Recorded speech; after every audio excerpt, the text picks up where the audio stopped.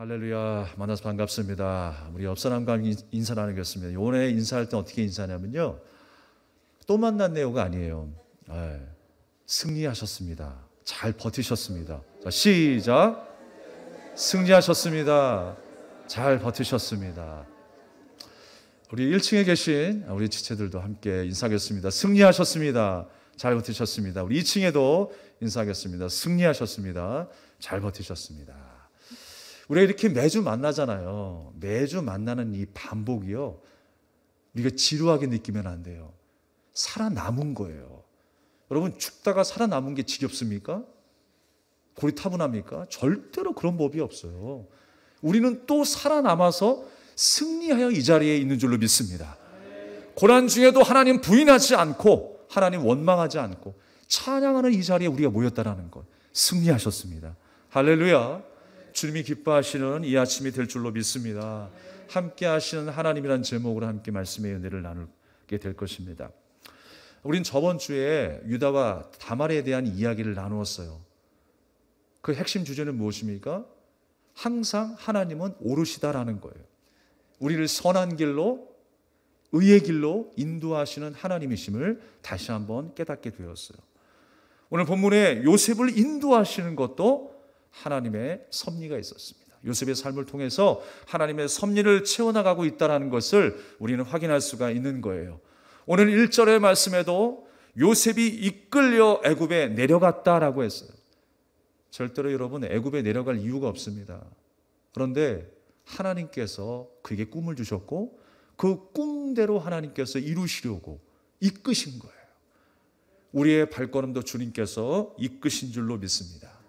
스스로의 의지가 아니었다라는 거예요. 하나님의 특별한 계획 속에 환경을 조성하시고 사람을 붙이시고 사건을 만드셔서 하나님께서 의의 길로 인도하시기 위하여, 생명의 자리에 앉히기 위하여 요셉을 이끌고 계셨다라고 하는 사실이에요. 외형적으로는 형들의 미움이 있었습니다. 그것이 원인이 되었겠지만 하나님께서는 그 형의 미움을 통해서 어떻게 됐어요? 애굽으로 종살이를 하게 됩니다. 그리고 그 가운데서도 감옥에 갇히게 돼요. 근데 또 그 안에서 하나님께서 사람들을 만나게 하세요. 그리고 요셉이 애굽의 총리가 되는 그 자리까지 하나님께서 인도하십니다. 이 왕이 되기까지, 어떤 일들이 이루어지기까지 우리가 감당해야 될 시간들이 있어요. 그 고난의 시간들이 있습니다. 참 신기하죠. 죄는 지네들이 지어놓고 형들이 지어놓고 그 죄에 대한 결과, 그 비참함은 누가 다 뒤집었어요? 요셉이 다 뒤집어 쓰는 거예요. 죄는 자기네들이 지어놓고 종살이를 하게 되는 건 누구예요? 요셉이에요. 고난받습니다. 오늘 보디발의 아내가 등장하지만 우리가 먼저 좀 끌어서 이야기하자면, 보디발의 아내가 죄는 지어놓고 누가 감옥에 들어가요? 요셉이 감옥에 들어가요. 그런데 가만히 보면 그의 삶이 예수님의 삶이었어요. 죄는 우리가 지었는데 누가 고난받아요? 예수님이 고난받았어요. 우리가 죽어야 되는데 누가 죽으세요? 예수님이 죽으셨어요. 그것이 바로 예수님의 삶이었습니다. 그러나 여러분, 예수 그리스도께서 십자가상의 죽으심으로 인하여 그의 죽음이 나의 죽음이 됐고 그의 부활이 나의 부활이 되었어요. 그래서 그 예수님께서 나를 다스리시는 왕이 되시는 거예요. 그 왕이 되시기까지, 그 하나님의 영광을 나타내시기까지 그 과정에 고통의 시간들이 있었다라고 하는 것입니다. 그러나 여러분, 그 고난은 하나님의 계획 속에 있음을 기억하시기 바랍니다. 저는 이 찬양을 참 좋아합니다. 예배합니다. 완전하신 나의 주, 의의 길로 날 인도하소서. 주님께서 나의 완전하신 분이라는 거예요. 어떤 길로 인도하시든지 나는 믿을 수 있어요. 그 길이 안전한 길이라는 것을, 그 길이 좋은 길이라고 하는 것을 나는 믿기 때문에 주님이 인도하시면 나는 따라가는 거예요. 주님 말씀하시면 내가 나아가고, 주님 멈춰서라 하시면 내가 멈춰서는 거예요.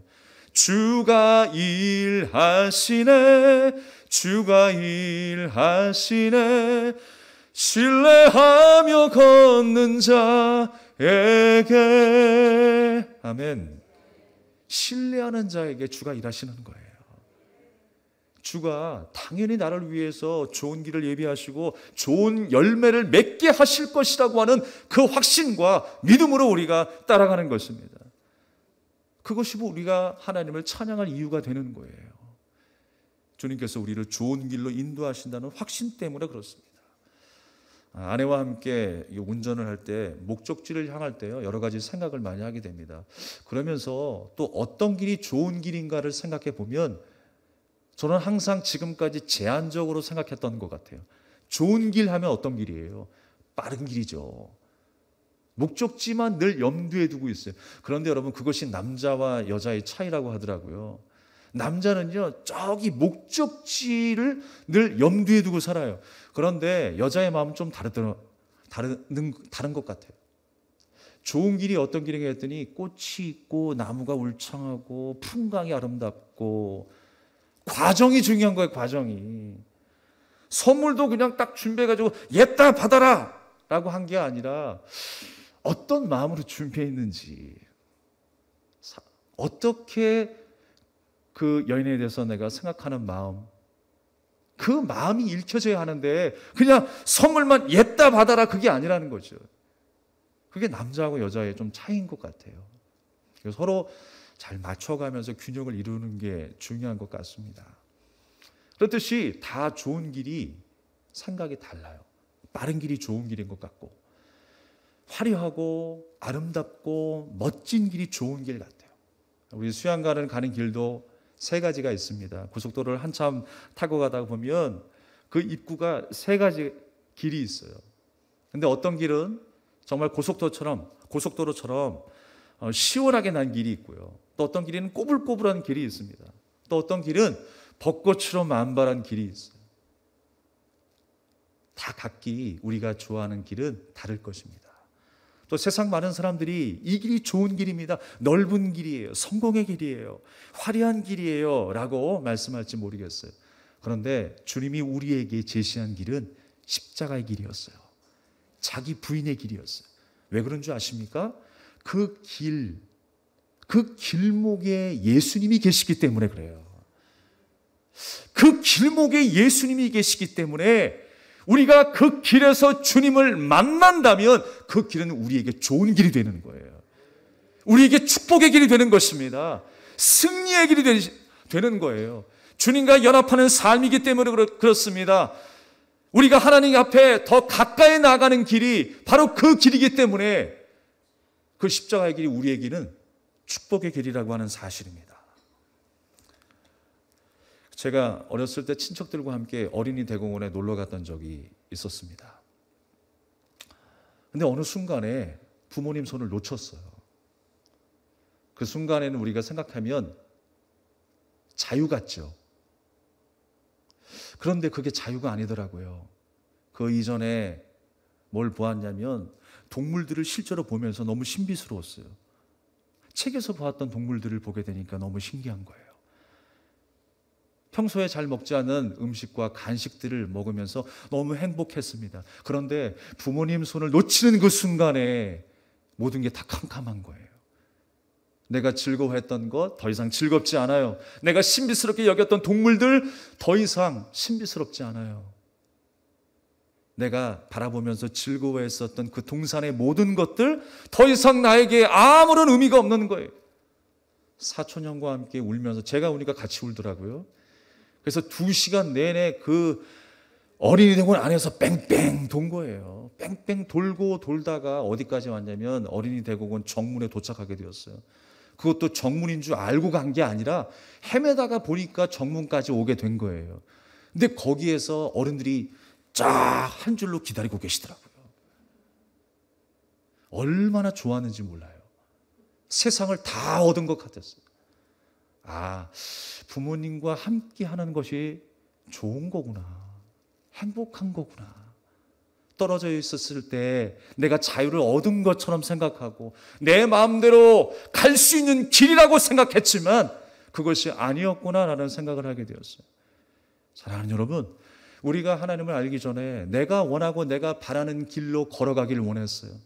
하나님 없어도 이것만 있으면 이런 삶을 살면 우리가 성공하는 것이고 형통의 길인 것이고 축복된 삶이라고 우리가 자부했었던 시간들이 있었습니다.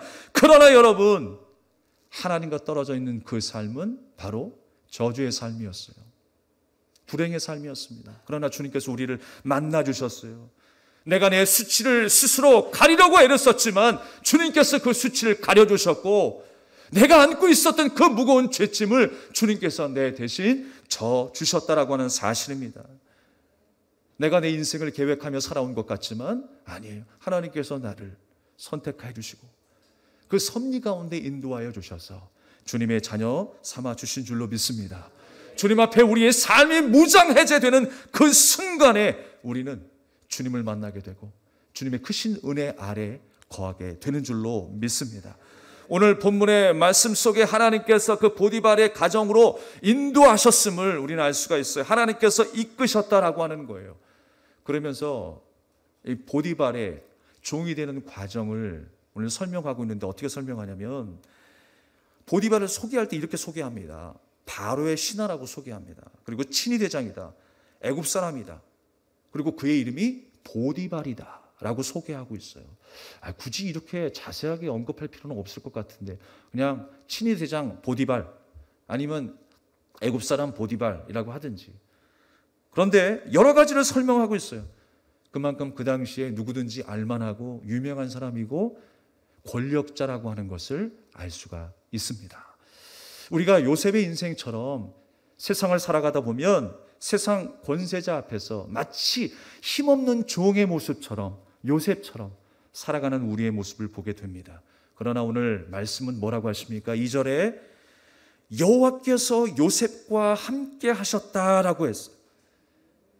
요셉과 함께 하셔서 그가 형통한 자가 되었고 요셉을 통해서 그 보디발의 가정이 축복을 받았다고 그랬습니다. 5절 하반절 말씀에 애굽의 사람의 집에 복을 내리심으로 여호와의 복이 그의 집과 밭에 있는 모든 소유에 미친지라 그랬어요. 여기서 미쳤다라고 하는 것은요, 있다, 존재하다라는 거예요. 하나님께서 그곳에 임재해 계시다라는 거예요. 하나님께서 함께하여 주셔서 요셉은 부족하지만 요셉이 하나님의 뜻 가운데에 주님의 약속이 이루어질 수 있는 그 길을 걸을 수 있도록 주변에 있는 모든 상황들을 하나님께서 일으켜 세우시는 거예요. 그게 형통의 축복입니다. 나는 연약했지만, 고난 속에 묻혀있지만, 아무것도 할 수 있는 능력이 없지만 하나님께서는 어떻게 하든지 고난을 통해서라도, 사람을 통해서라도, 사물을 통해서라도 하나님은 그 약속의 자리에까지 우리를 끌어당기시는 거예요. 주님께서 그곳에 함께하고 계시다는 사실입니다. 여러분의 일터 속에 하나님께서 함께하심을 믿습니다. 여러분의 가정 안에 하나님께서 다스리심을 믿습니다. 우리는 그 사실을 믿고 살아야 하는 믿음의 사람들인 거예요. 주님의 종들인 거예요. 요셉이 지금 뭐 드러낼 수 있는 게 있겠습니까? 주장할 수 있는 것이 있겠어요? 자랑할 수 있는 게 있겠습니까? 아무것도 없어요. 17세의 나이에 뭘 하겠으며 얼마나 외롭고 슬프고 우울한 그 삶의 연속이었겠습니까? 기댈 수 있는 게 아무것도 없어요. 두려운 마음으로 살았을 것입니다. 그러나 요셉은 어떤 사람이었습니까? 하나님의 꿈을 받은 사람이에요. 하나님의 꿈을 받고 하나님의 말씀을 붙잡고 살았던 사람이에요. 그랬더니 여러분, 그가 형통한 사람이라고 이야기합니다. 요약해서 말씀하자면 형통이라고 하는 것은요, 세상에 많은 사람들이 생각하는 것처럼 내가 원하는 것 다 이루는 것이 형통이 아닙니다. 아무 문제도 없는 것이 형통이 아닌 거예요. 우리의 삶 가운데에 하나님의 뜻이 이루어지는 것이 형통인 거예요. 오늘 말씀 속에 계속해서 등장하는 구절이 무엇입니까? 하나님이 요셉과 함께 하셨더라. 하나님이 우리와 함께 하심이 형통인 것입니다. 우리가 때로는요, 내가 형통이라고 생각했던 것을 많이 얻었고 누리고 있는데 그것 때문에 내가 무너질 때가 있어요. 그것 때문에 내가 어려운 일을 당할 때가 있어요. 교만해질 때가 있어요. 하나님 멀리할 때가 있어요. 내가 형통이라고 생각했는데 그게 형통이 아니었다는 말입니다. 우리가 앞서 인사한 것처럼 승리한 것이 형통이에요. 오늘도 하나님 부인하지 않고 하나님 말씀에 순종하고 살았구나. 오늘도 주님의 말씀을 붙잡고 그 약속의 자리까지 지금도 걸어내고 있구나라고 하는 것, 그게 형통입니다. 그 일을 위해서 하나님께서 우리와 함께하고 계시는 거예요. 지금도 우리를 붙들고 계시는 거예요. 인내하며 기다리고 계신 줄로 믿습니다. 저는 한 가지 좀 이상했어요. 왜 요셉을 형통하다고 이야기했을까? 심지어 그의 주인이었던 보디발마저 그를 보면서 뭐라고 이야기합니까? 3절에 그의 주인이 여호와께서 그와 함께 하심을 보며 또 여호와께서 그의 범사에 형통하게 하심을 보았더라 그랬어요. 도대체 뭐가 있길래 종주제의 말이에요. 행동 반경이 그렇게 넓지도 않았을 텐데 시키는 것만 하는 그 요셉에게 무슨 형통함이 보였겠습니까? 현재의 고통의 삶을 살고 있는데 왜 형통하다라고 이야기했을까라는 의문을 갖게 되었어요. 그런데 여러분,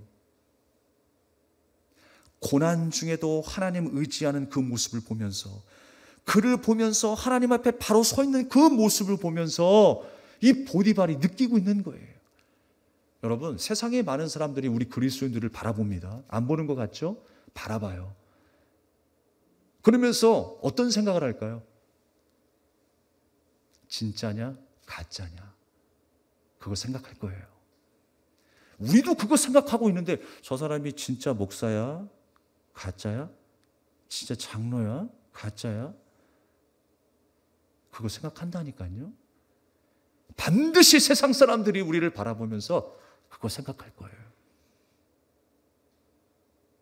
하나님을 온전히 믿고 있는지, 이 세상의 그 어떤 것보다 하나님을 진정으로 사랑하고 있는지 그거 보이게 되어 있어요. 저 사람이 정말 욕심과 탐욕 속에서 살아가고 있는지, 아니면 하나님이 우선되어 목숨처럼 하나님을 섬기고 있는지, 아니 목숨보다 더 하나님을 사랑하고 있는지, 그게 왜 안 보이겠어요, 여러분? 오늘 보디발이 요셉이 그렇게 살아가고 있는 그 모습을 본 거예요. 하나님께서 그를 지키시고 돌보시고 그와 함께하고 있는 그 모습을 본 거예요. 또 5절 말씀 속에 애굽 사람의 집에 복을 내리심으로 여호와의 복이 그 집과 밭에 있는 모든 소유에 미쳤다라고 했어요. 외형적으로 드러난 모든 일들을 통해서도 이 보디발은 하나님의 역사를 보고 있는 거예요. 요셉과 함께하고 있는 그 형통의 삶을 보게 된 것입니다. 우리의 삶이 어떤 외형적으로는 풍성하지 못하다 할지라도 하나님과의 끈끈한 관계가 더 지속될 수 있기를 바랍니다. 더 견고해지는 그 신앙 속에서 우리의 삶은 더 형통할 수가 있습니다. 반드시 하나님의 뜻이 이루어져야 한다니까요. 오죽했으면 유다와 다말 사건이 일어났겠습니까? 하나님께서 더 큰 축복을 기다리고 계시고 우리에게 더 행복을 주시기 위하여 이 일들을 이루어 가시는데 수많은 방해거리들이 우리 앞에 있습니다. 그런데 그 방해 속에서도 하나님은 반드시 우리를 끌어내고야 마시는 거예요. 구원의 백성으로 인도하시는 것입니다. 우리가 이 요셉의 형통을 이야기할 때요, 이 형통이 무엇이었는가라는 것을 생각할 수 있는 단서가 하나가 있어요. 시편 105편 17절 이하의 말씀입니다. 이 말씀을 읽어보면 한 사람을 앞서 보내셨으며 요셉이 종으로 팔렸도다. 그 발이 착고에 상하며 그 몸이 쇠사슬에 매였으니 곧 여호와의 말씀이 응할 때까지라. 그 말씀이 저를 단련하였도다 그랬어요. 요약하자면 하나님께서 하나님의 뜻을 이루는 그때까지 요셉을 단련하신다라는 거예요. 그러니까 요셉이 당하는 고통은 무엇이냐? 단련이라고 하는 겁니다. 단련. 연단받고 있는 거예요. 그냥 재수가 없어가지고 지나가다가 누가 던진 돌에 맞아가지고 아이고 아파라, 그런 고통이 아니라 목적이 있는 고통이라는 거예요. 하나님의 뜻이 이루어져야 하는 그 목적을 향해서 걸어가고 있다라고 하는 것입니다. 우리에게 주어진 어떤 고난도 다 목적이 있는 고난인 줄로 믿습니다. 또 창세기 27장 29절의 말씀에 보면 하나님께서 야곱에게 약속하신 말씀이 있어요. 그 요셉의 당대에 지금 이루시기 위하여 그 약속을 이루시기 위하여 하나님께서 지금도 요셉을 이끌고 계시다라는 거예요. 만민이 너를 섬기고 열국이 내게 굴복하리니 내가 형제들의 주가 되고 내 어미의 아들들이 내게 굴복하며 내게 저주하는 자는 저주를 받고 내게 축복하는 자는 복을 받기를 원하노라 그랬어요.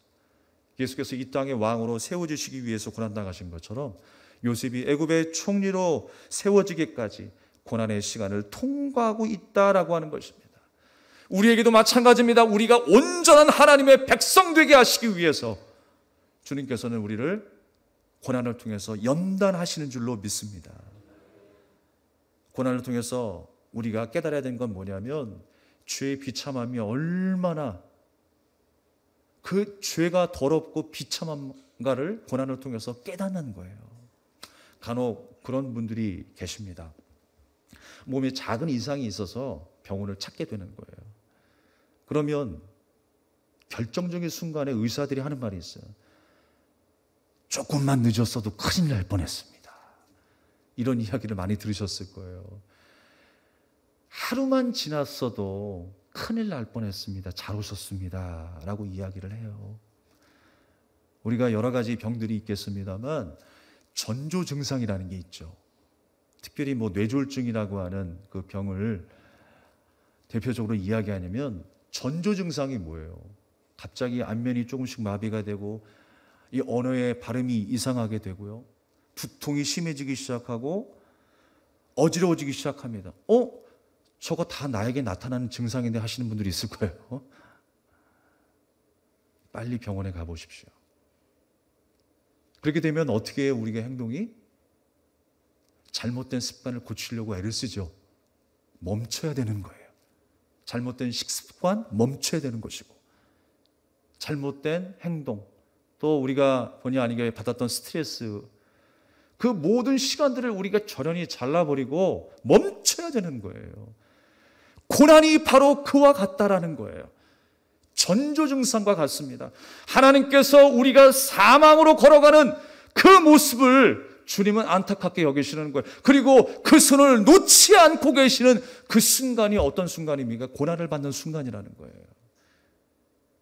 그러니까 여러분 우리가 고난을 받을 때마다 예측할 수 있어야 돼요. 눈치챌 수 있어요. 우리가 내 자존심 지키는 일들, 내가 먹고 사는 일들에 대해서는 얼마나 눈치가 빠른지 몰라요, 여러분. 그런데 왜 하나님께서 주시는 사인에 대해서는 눈치가 없는지 모르겠어요. 왜 기도 안 하는지 모르겠어요. 왜 말씀을 가까이 하지 않은지 모르겠어요. 왜 하나님 앞에 순종하지 않은지 모르겠어요. 고난을 통해서 눈치채시기 바랍니다. 우리는 어려운 시간들을 맞이할 때마다 눈치챌 수 있어야 돼요. 하나님께서 나를 지금 붙들고 계시는구나. 사망으로 치닫고 있는 내 인생을 하나님께서 붙들고 계시는구나 라고 하는 사실을 기억해야 돼요. 그래서 우리는 빨리 그 전조 증상을 깨닫고 멈춰야 하는 것입니다. 우리 죄악된 길을 멈추고 불순종의 삶을 멈춰야 하는 거예요. 그리고 다시 한번 우리가 걸어가야 할 그 좋은 길, 주님께서 예비하신 그 길을 따라가야 할 줄로 믿습니다. 그게 고난이라는 거예요. 또 고난은 뭐냐면 하나님의 영광을 드러내는 것이 고난이에요. 함께 따라하겠습니다. 고난은 하나님의 영광을 드러낸다. 누가복음 23장 47절의 말씀이 있습니다. 백부장이 그 된 일을 보고 하나님께 영광을 돌려 이르되 이 사람은 정령 의인이었도다. 예수 그리스도께서 십자가 형틀에서 죽임을 당하시는 그 순간에 그 당시에 예수님만 그런 형벌을 당했겠습니까? 수많은 사람들이 그곳을 드나들었을 거예요. 최고의 형벌로 여겼던 그 십자가형을 당했을 것입니다. 그런데 예수님이 죽으셨을 때에 그 십자가 현장에서 어떤 고백이 터져 나온 거예요. 예수님을 못 박았던 그 로마의 백부장이 고백을 한 거예요. 이 사람이 정녕 의인이었습니다. 마태복음에는 이 사람이 진짜 하나님의 아들이었습니다 라고 고백을 한 거예요. 하나님께 영광을 돌렸다고 그랬어요. 그 고난의 현장에서 그 죽음과 실패와 저주와 절망의 그 순간에서 터져나온 고백이 바로 하나님의 아들이었습니다라는 거예요. 우리가 만나는 고난을 통해서 우리가 그 고난을 이기고 승리하게 될 때에 하나님께 영광이 됩니다. 많은 불신자들이 하나님의 살아계심을 체험하게 될 거예요. 하나님의 말씀이 좌우의 날선 검보다 더 예리하여 우리의 심령 골수를 쪼개고도 남는 그 능력이 있음을 경험하게 될 것입니다. 우리는 고난을 잘 이겨야 합니다. 우리를 여전히 붙들고 계시는, 주님의 거룩한 손으로 붙들고 계시는 그 고난임을 우리가 기억하고 우리는 이겨내야 하는 것입니다. 날마다 승리하는 저와 여러분 되기를 주님의 이름으로 축복합니다. 오늘 3절 말씀에 보디발이 요셉을 바라보면서 여호와께서 그와 함께 하심을 바라보았다고 그랬어요. 그와 함께 하심을. 하나님께서 뜻을 이루기 위해서 그를 붙들고 계시는 거예요. 고난 중에 있었던 요셉이 보디발의 눈에는 이해가 안 돼요. 그렇지만 그 고난 중에도 하나님을 신뢰하는 그 모습을 바라보면서 보디발은 놀랄 수밖에 없는 것입니다. 우리가 고난 속에 있을지라도 나를 더 성숙하게 하시려는 그 하나님의 뜻, 그 하나님의 뜻을 품고 살아가는 우리가 되어야 할 줄로 믿습니다. 이제 좀 잠잠할 만하니까 꼭 이상하게 다른 부분으로 시험이 찾아오죠. 보디발의 아내가 이 요셉을 자꾸만 유혹하기 시작합니다. 오늘 본문 말씀에 보니까 용모가 빼어나고 아름다웠더라 그랬어요. 얼마나 예뻤는지 멋있었는지 모르겠습니다만 한참 혈기왕성할 때 그 젊음의 아름다움이 드러나는 순간이었어요.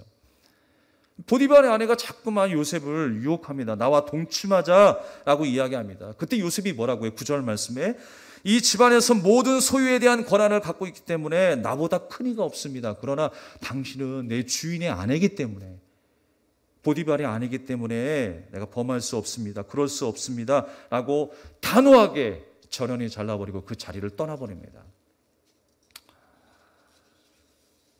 마음을 먹고 작정을 하고 이 요셉을 유혹하지만 결국 옷가지를 버려두고 그 자리를 떠나 도망가 버렸어요.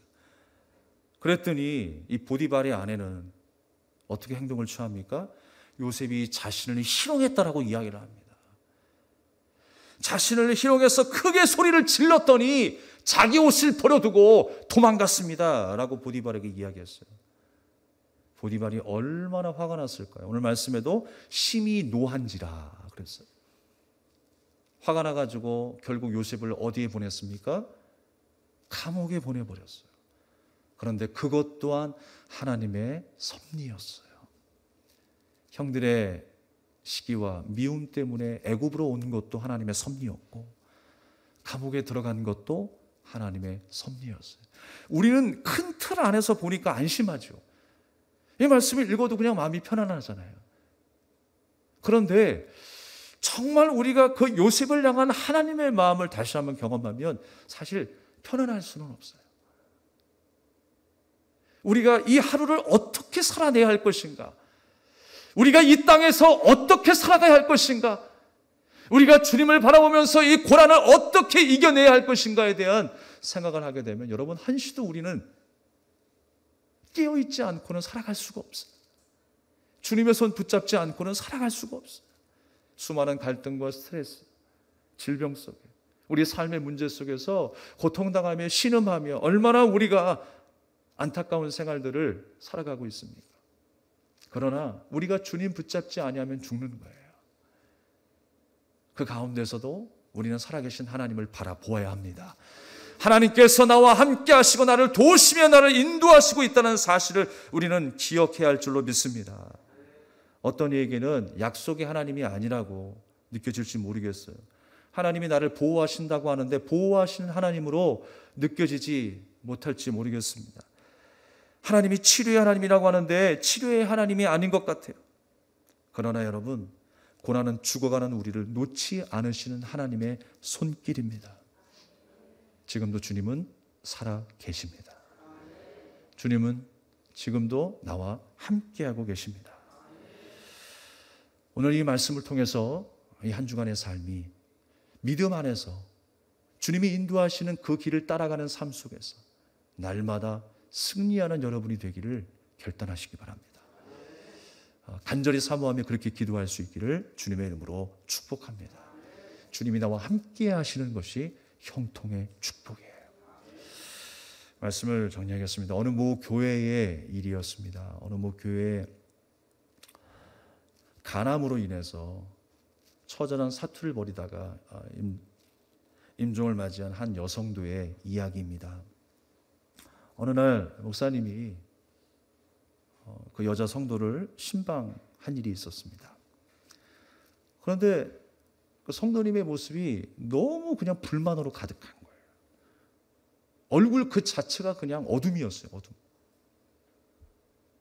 불만과 원망으로 가득해서 말하기를 뭐라고 하냐면, 목사님, 제가 40년 동안 예수 믿었는데요, 행복한 적이 하나도 없었습니다. 확신이 있었던 적이 한순간도 없었습니다. 하나님의 살아계심에 대해서 의심하더라는 거예요. 저는 신앙생활하면서 40년 동안 행복한 적이 없었다니까요. 불평 어린 투로 말하기 시작했어요. 그때 목사님은 그 여성과 함께 대화를 나누기 시작했습니다. 장장 2시간 동안에 처음부터 다시 설명했어요. 복음이 뭔지, 십자가가 뭐고 말씀이 뭐고, 왜 예수님께서 이 땅에 우리를 위하여 죽으셔야 했는지, 그 죽음과 부활에 대해서 힘주어 강조하며 이야기하기 시작했어요. 그 2시간 대화 끝에 그 성도님은 그 자리에서 주님을 다시 영접하기 시작했어요. 아니, 사실 그 이전에는 주님을 영접했던 게 아니에요. 그런데 복음의 말씀이 무엇인가를 깨달아 그 자리에서 복음을 영접했어요. 주님을 주인으로 영접하게 된 것입니다. 그리고 이제 임종이 가까울 때쯤에 이분이 이제 목사님을 한 번 더 뵙고 싶다라고 하는 간절한 열망이 있었습니다. 그래서 목사님이 다시금 갔어요. 근데 갔을 때는 이미 의식이 사라진 상태였습니다.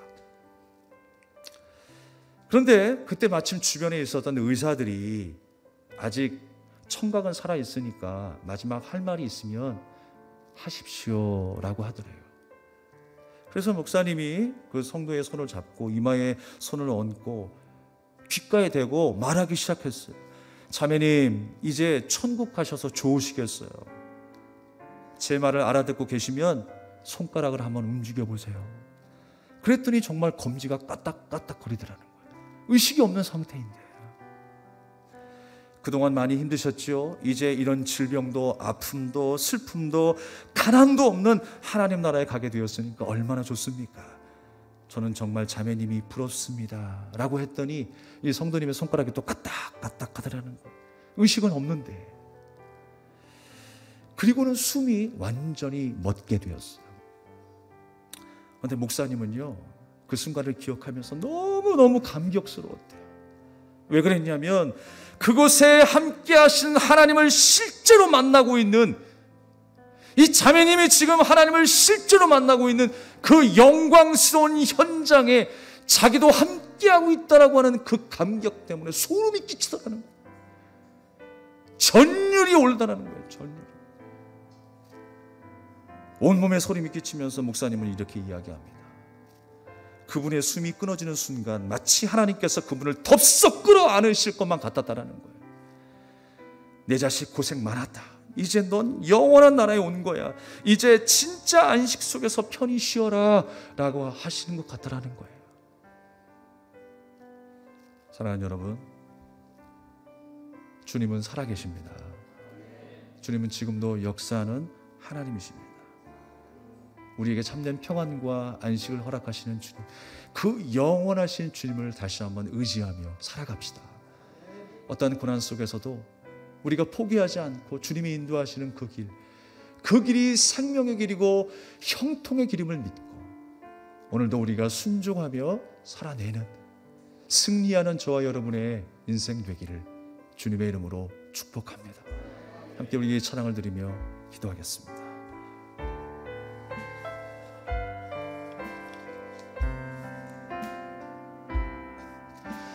아무것도 두려워 말라.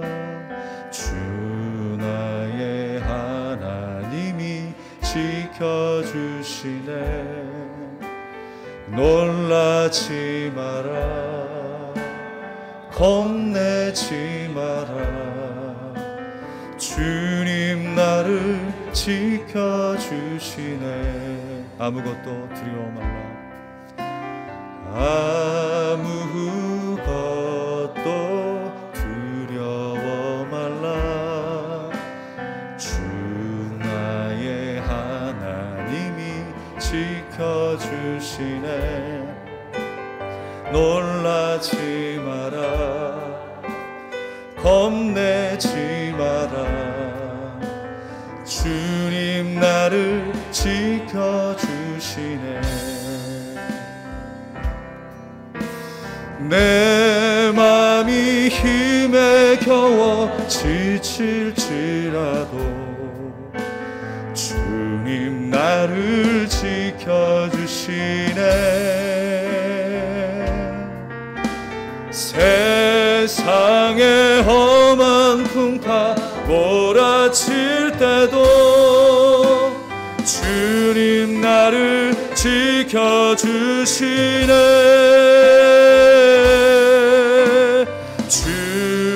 주님은 나의 산소, 주님은 나의 요새, 주님은 나의 소망, 나의 힘이 되신 여호와. 아무것도 두려워 말라. 아무것도 두려워. 주 나의 하나님이 지켜주시네.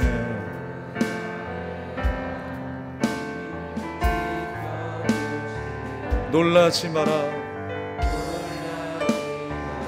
겁내지 마라. 주님 나를 지켜주시네. 우리 다시 한번 믿음으로 찬양합시다. 아무것도 두려워 말라. 주 나의 하나님이 지켜주시네. 놀라지 마라, 겁내지 마라. 주님 나를 지켜주시네. 아멘. 내 맘이 힘에 겨워, 내 맘이 힘에 겨워 지칠지라도 주님 나를 지켜주시네. 세상의 험한 풍파, 세상의 험한 풍파 몰아칠 때도 주님 나를 지켜주시네. 할렐루야. 주님은 나의 산소, 주님은 나의 요새, 주님은 나의 소망, 나의 힘이 되신 여호와. 주님은 나의 산소, 주님은 나의 산소. 아멘. 주님은 나의 요새, 주님은 나의 소망, 나의 힘이 되신 여호와. 나의 힘이 되신 여호와, 나의 힘이 되신 여호와, 나의 힘이 되신 여호와, 나의 힘이 되신 여호와. 우리 우리 합심하여 기도합시다. 주님은 나의 산성이십니다. 요새와 소망이 되십니다. 절망하지 않고 믿음으로 주님을 따르게 하여 주시옵소서. 약속의 주님을 바라보며 나를 그 생명의 길로 인도하신 하나님을 의지하며 바라보며 승리하게 해달라고 우리 간절한 마음으로 주여만 외치고 기도하겠습니다. 주여! 아버지 하나님, 주님을 의지합니다.